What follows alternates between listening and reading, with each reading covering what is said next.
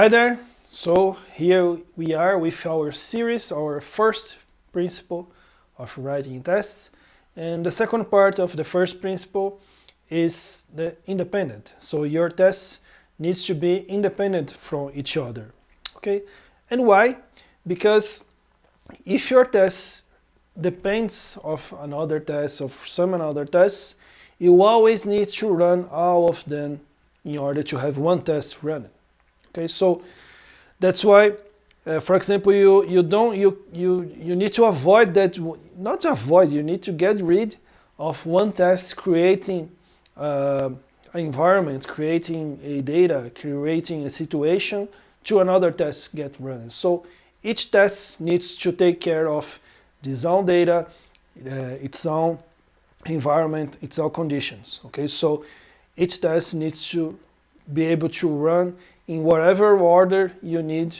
You need to be, for example, run all your tests at the same time or just one test, and the result needs to be all the same. Okay, so for example, how you can do that in a very practical way. You can use high cohesion and loose coupling as you do in coding. Okay, when you are building your interface, your service, your classes, you should do the same for tests. Okay, so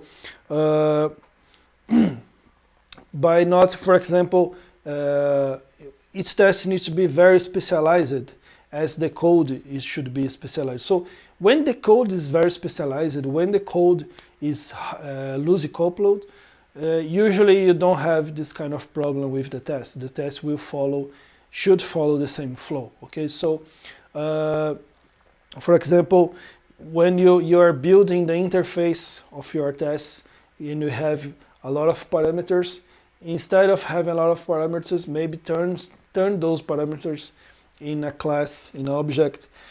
So once you change the contract of this class, you don't break those tests in the opposite side when you are just having a lot of parameters.